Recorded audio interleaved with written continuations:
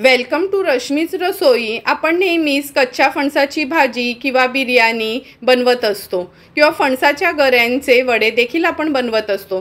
पण आज मी तुम्हाला कोकण स्पेशल असं आगळं वेगळं फणसाच्या बियांमध्ये जवळा घालून त्याचं थपथपीत कालवण दाखवणार आहे।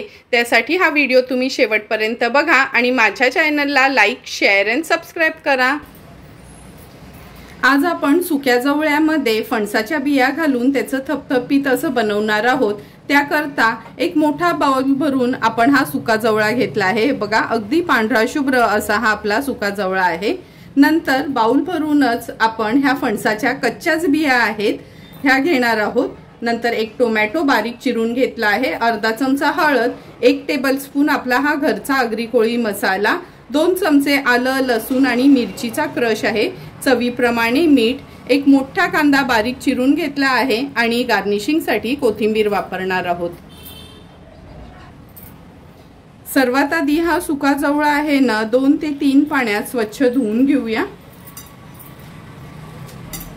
सुका जवळा जर वर्षभर तुम्हाला व्यवस्थित स्टोर करून ठेवायचा असेल ना तर उन्हात छान वाळवून फ्रीज मध्ये किंवा जर फ्रीजर मध्ये ठेवलात ना, आता हा मी फ्रीजर मध्येच ठेवलेला, पण बघा थोडाही नरम पडत नाही किंवा काय, अगदी व्यवस्थित आणि वर्षभर पण असा पांढरा शुभ्रच राहतो।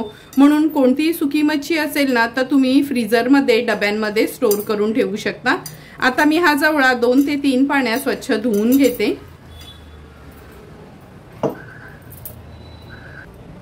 हे बघा, हा सुका जवळा अगदी स्वच्छ आपण 3 पाण्यात तरी धुवून घेतला आहे। आता हा बाजूला ठेवूया। जवळा धुवून झाल्यावर ह्या फणसाच्या बिया आहेत ना थोड्या चेचून घ्यायच्या। ह्या खूप मोठ्या नाहीत, त्यामुळे मी अख्ख्याच बिया वापरणार आहे, त्यामुळे थोड्याशा ह्याना अशा चेचून घेऊया। ह्या बघा, थोड्या थोड्या करून सर्व बिया आपण चेचून घेतल्या आहेत। आता जमलं ना तर वरचं साल काढून घ्या, म्हणजे खाताना काढायला नको, आणि नाही काढलं तरी चालेल। जो कडक भाग असतो ना तो असा काढून घ्यायचा आहे आपल्याला।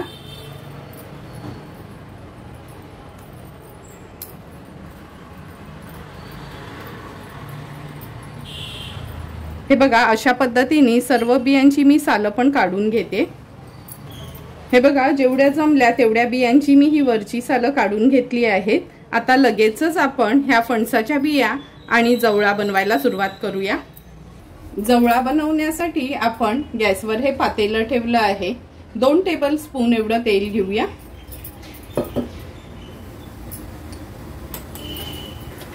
तेल पण छान गरम झालं आहे। 2 चमचे आलं, लसूण आणि मिरचीचा क्रश ऍड करणार आहोत।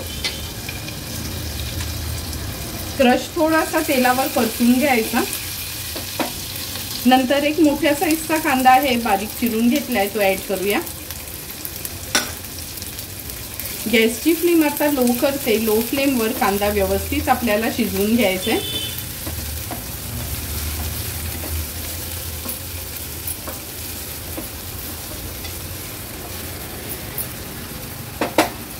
झाकण ठेवून कांदा शिजवून घेते। 1.5 ते 2 मिनिटं झाले, झाकण काढून बघूया। हे बघा, कांदा पण छान आपला मऊ झाला आहे।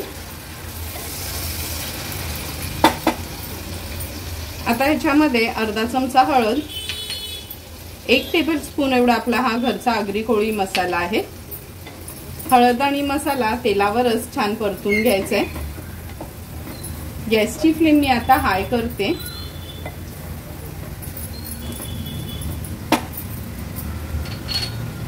हाय फ्लेमवर मसाला परतून झाला की आपण हा स्वच्छ धुतलेला जवळा ऍड करूया।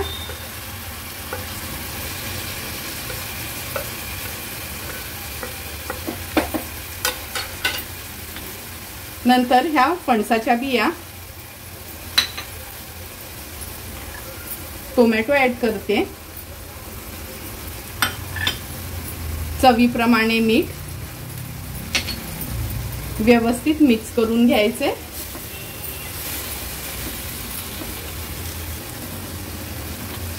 हे बघा, व्यवस्थित मिक्स करून घेतलंय जवळा वगैरे आपण मसाल्यामध्ये। आता ह्याच्यामध्ये अगदी थोडंसंच पाणी घालायचंय। हे जवळ्याचे आहे ना थपथपीतच करायचं, म्हणजे खूप पातळ पण नाही करायचं। अर्धा ग्लास एवढंच मी पाणी घातलं होतं। आता एखादा कोकमाचा टाप घ्यायचं, 2 भाग केले ते कोकम ऍड करूया। टोमॅटो घातलाय म्हणून अगदी एखादाच कोकमाचा टाप मी घातला आहे ह्याच्यामध्ये।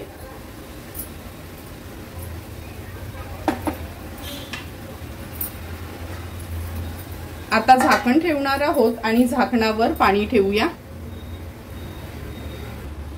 गॅसची फ्लेम लो टू मीडियम वर ठेवायचं, म्हणजे त्या फणसाच्या बिया आणि जवळा व्यवस्थित शिजला जाईल। 10 ते 12 मिनिटं झाली आहेत, आपण झाकण काढून बघूया। हे बघा, झाकणावरचं पाणी पण पूर्ण वाफ झाली आहे त्याची। जवळा व्यवस्थित मिक्स करून घेते। जवळा तर लगेच शिजला जातो, आता बी शिजली आहे का आपण चेक करूया।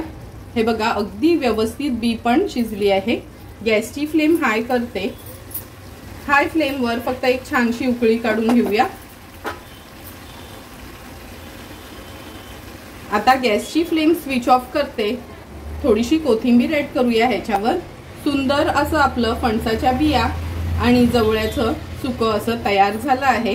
आता तयार झालेलं हे फणसाच्या बिया आणि जवळ्याचं सुकं आपण सर्व करणार आहोत। तुम्ही बघू शकता, अगदी सिंपल सोप्या पद्धतीने आपण ह्या फणसाच्या बिया घालून सुक्या जवळ्याचं सुकं किती सुंदर तयार झालं आहे।